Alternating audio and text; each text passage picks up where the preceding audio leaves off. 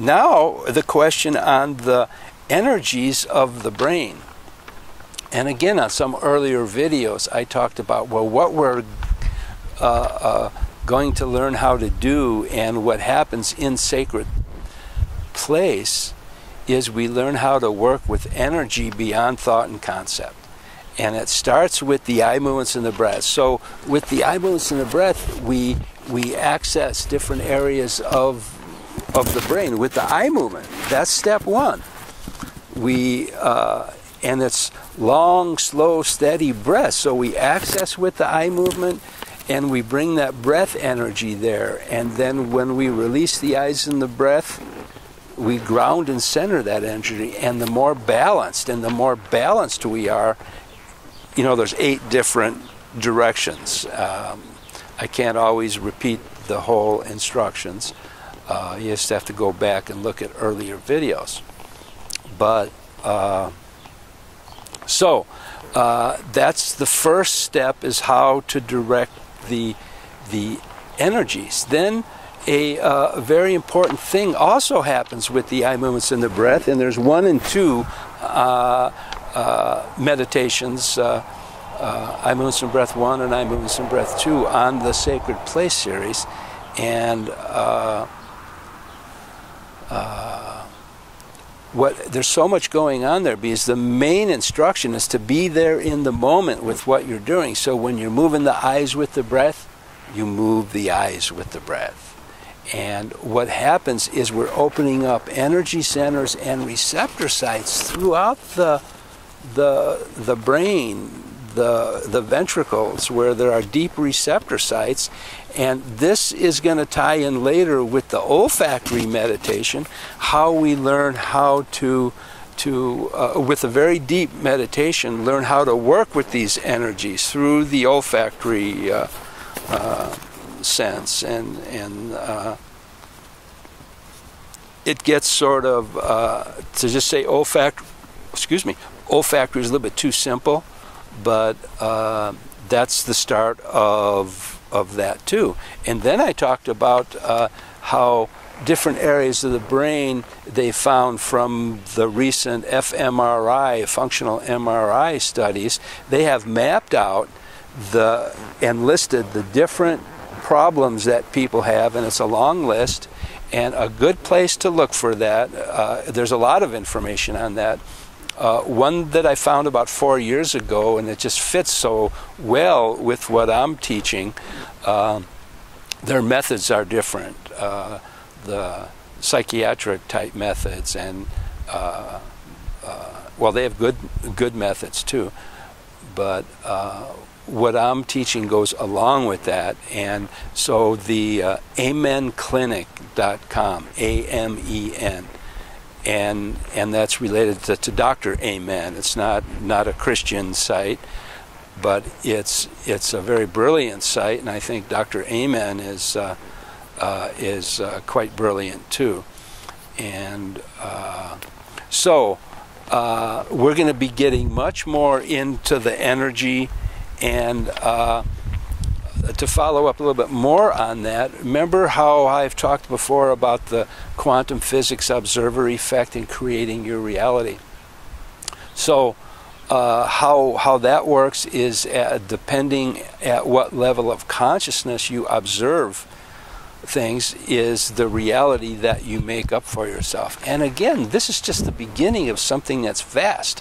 For example, people just visualize things or have intention that they make up in their mind.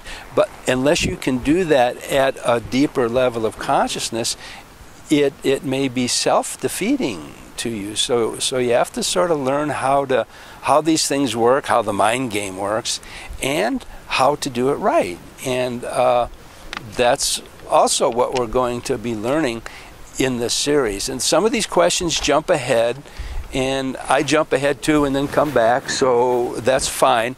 But I would like to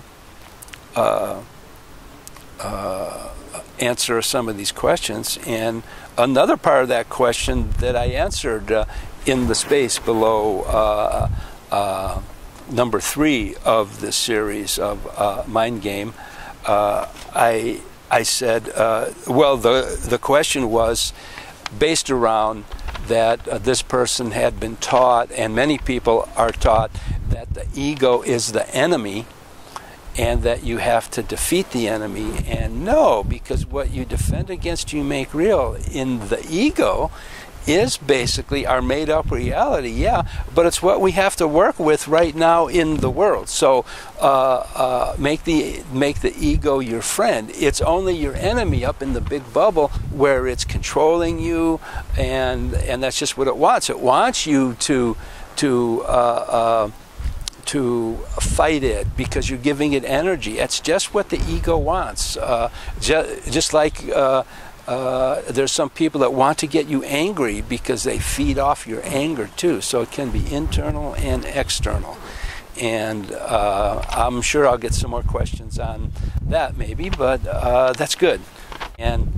But here's another clue of something that I wanted to talk about that has to do with accessing different areas of the brain, but it goes much beyond that, into the conscious mind and the subconscious mind. And it's said by many experts that 95% of our behavior is governed by what they call the subconscious mind.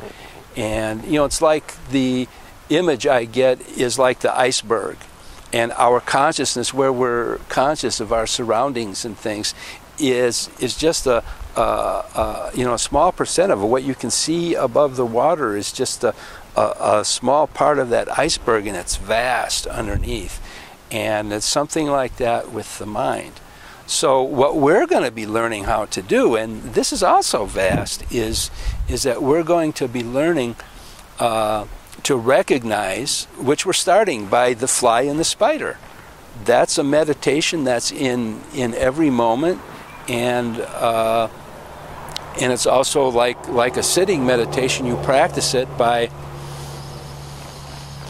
being aware of your breath going in and out. Just be aware of your breath. And it's a feel good. I like to do a long, but sometimes it's real slow and shallow. And then go back, I think it was on number 1 of this series or 2. The fly comes on to the spider web, and the spider goes out and meets the fly and then comes back to its center. And in that sense, what happens when you're lost in the big bubble, I hope I've tied these things together. Another very deep topic is the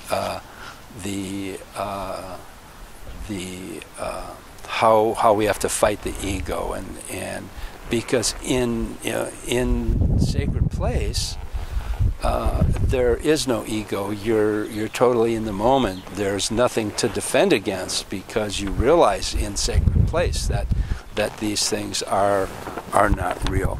So I'm going to be talking a lot more about how to reprogram the subconscious mind, and that gets very, very interesting. And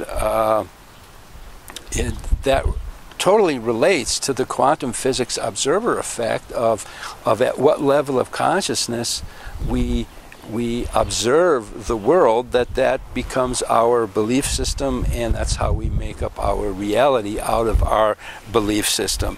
And so I think that's going to be it for today, and thank you very much.